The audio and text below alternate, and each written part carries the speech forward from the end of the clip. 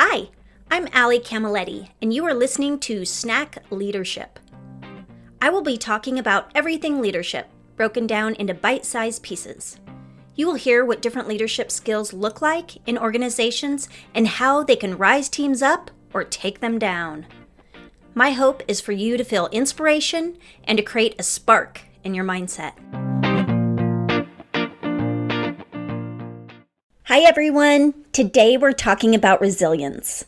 Resilience is the process and outcome of successfully adapting to difficult or challenging life experiences, especially through mental, emotional, and behavioral flexibility, and adjustment to external and internal demands. Resilience for me came up, I would say, probably early on in my 40s when I started to do some digging deeply, and I was working with a therapist, the therapist that I still work with now, even after many, many years. She shared with me that she felt I was the most resilient person she had ever worked with. Now, I've shared a couple of personal things that I have gone through in my life, but I've only touched on it. And there's many more, hence my journey with therapy in different forms throughout my life. And as she said that, it made me wonder, okay, if I have been able to still stand as I am today, knowing everything that I've experienced in my life, and it's due to resilience, how can I pass that on to my daughter? Because as we're seeing now, and I'm going to go into more depth about, resilience is key to being able to really bounce back during hard times. Now, as Rita shared in her interview, there is new research saying that it's ingrained in us. When I started to dig in and learn more about it, what I learned that we can build resilience. And for me, without a doubt, I truly believe how my resilience was built as a young child was my connection with my grandparents. They were a big part of my life early on. And one of the things that they offered me was a feeling of belonging, and they gave me a lot of different experiences. Those are just a few things that can build resilience. So for me, that's what I focus on with my daughter, is I want to ensure she has a good network around her, a feeling of belonging, and lots of different experiences. So let's bring this into business. Right now, a good amount of the teams that I have been working with have at one point gone remote, might still be remote, and as we know, with what we are going through right now with this Delta variant, we could end up going remote again. So, what can we do to build these resilient teams and give them the support they need right now, especially if they're remote? That makes it even harder to make them feel like they really belong. But it's even more critical because we're not seeing them every day to be able to pick up on things. So I highly encourage a few different pieces with your remote teams. I encourage weekly webcam meetings. There is so much you can see on webcam compared to being on the phone.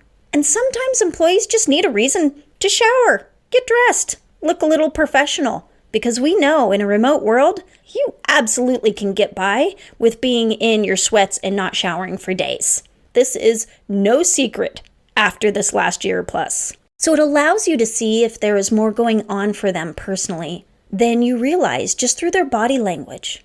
Are they listening to you? Are they engaged with you? Or are they texting or emailing at the same time? And then it is very appropriate to ask them how they're doing personally as well as professionally, because we know that this next wave of a pandemic is really emotional, mental challenges. And we are seeing it. People that are in the industry of helping others are burned out. They're looking at getting in other industries because they can't take how much they've done. This goes everywhere from acupuncture, massage, therapists. They are burnt out because of the overwhelming need and pressure on them. So when you're able to understand as a leader going on outside of work for your employees, you'll be able to better understand how to support them and give them additional resources. Being that they're remote, you may have no idea that they recently lost a family member, or maybe somebody in their family was diagnosed with cancer. Maybe insurance, basic insurance, will not cover what they need when it comes to therapy, but in your company, you have other resources that are able to offer them support. And it's important to reach out daily. This could be an email photo, a quote, sharing an article on something that applies to them and their development, or simply a happy day. Then the importance of recognizing team members. Being remote can be very isolating. You don't know if you're doing a good job or not. Maybe you think you might get fired. You have no idea. And so everyone needs a thumbs up to feel valued at work. Small efforts can go a long way. This could be anything from a fun email sharing what an amazing job they did handling a challenging guest situation, maybe turning it around, sending a fun gift box, just thanking them for their many years with the company. Some companies now are offering employees the ability to pick their own quarterly subscription gift boxes. Bring joy into their world. They're not getting that when they're not in the office necessarily.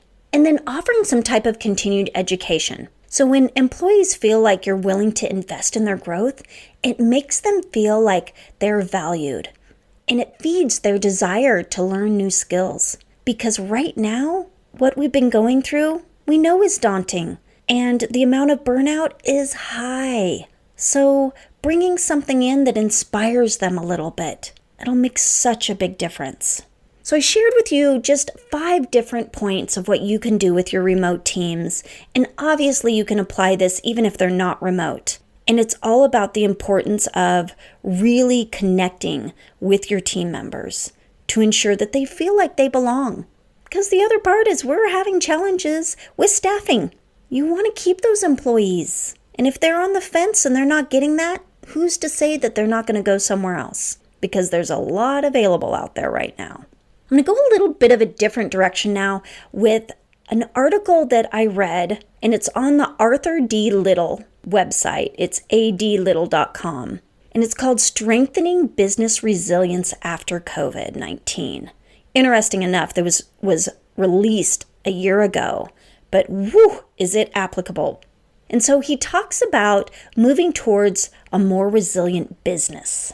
These causes of poor resilience to major crises are fundamental and rooted in basic human behavior. Although some may berate leaders for their short-sightedness and lack of vision, shouting more loudly and introducing more controls and procedures is unlikely to be the solution, they're saying. So this article talks about so much great information. I'm just going to gloss over some things that I think are really applicable. But they talk about in the post-COVID-19 world, it's reasonable to assume that there's going to be greater likelihood of local risks escalating globally, higher velocity of escalation of those risks, more interconnections between risks. So this, as we already know, looks like an increase in cyber attacks due to the number of people working at home.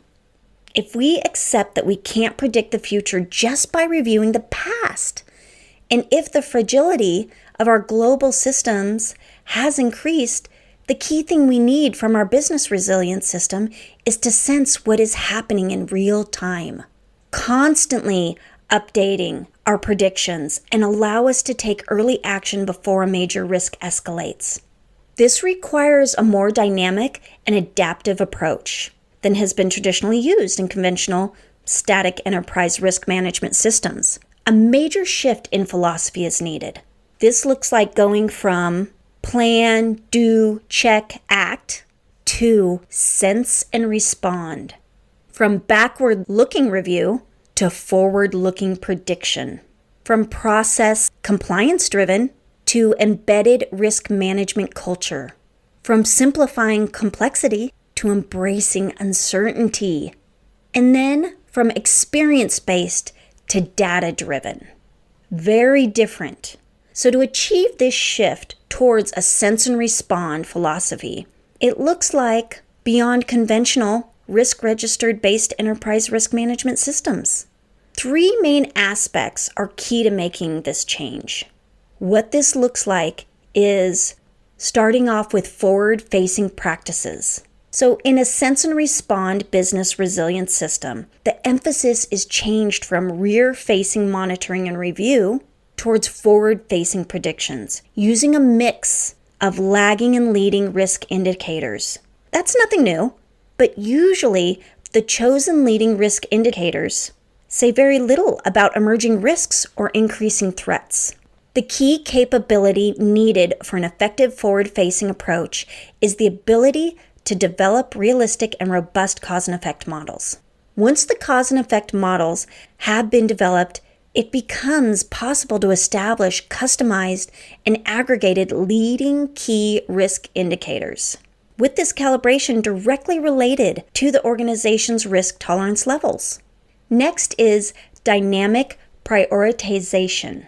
Being able to regularly retune risk control priorities to take account of emerging risks is the essence of being dynamic. For this, understanding risk velocity, how quickly an organization will feel the impact of a risk event occurring, is key. Modern data analytics tools now enable potentially high-velocity emerging risks to be identified more easily and monitored in real time through key risk indicators. This can look different for every organization. For me, I think about what's happening right now with our restaurants. We're seeing it. I can't tell you how many times recently, and I do like to support our restaurants, but I am one to dine outside right now with what we're experiencing and absolutely have masks on hand. Now with that, what I'm watching is major decrease in staffing. When I go to a restaurant, it's a 15-minute wait usually, and with that wait, there's a ton of open tables. The other night, I wanted to go meet a friend for outside dining, and I called her. I said, their outside dining's closed. She's like, what? And we talked about it later, and she's like, I bet you they didn't have any staff. And I said, I absolutely bet you they didn't have any staff. And so what we're seeing is that they're not able to seat as many people, but we're also seeing that they're having a hard time still getting certain product. And so there's changes on the menu, things aren't available. It's very common right now. And so when we start to see that it's hard to get certain items into the restaurant, how do we respond to that now as we're seeing that starting to happen? Change some of those menu items, because if this is going to be a problem long term, you're just making yourself more frustrated. Finally, the business resilience system needs to be adaptive in how it supports decision making. In practice, this means moving away from formula management responses based on static risk registers towards an active decision-making regime based on constantly refreshing key risk indicator data. So a key enabler for this is for decision makers to have up-to-date tailored dashboards suitable for both operational and leadership levels at their fingertips.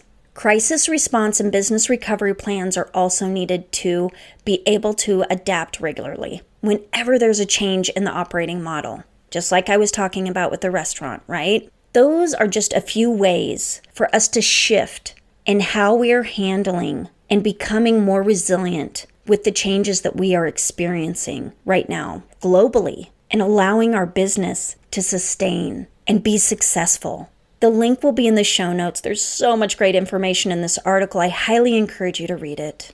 And I'm going to leave you with a quote. When we learn how to become resilient, we learn how to embrace the beautifully broad spectrum of the human experience. Jaeda Dewalt.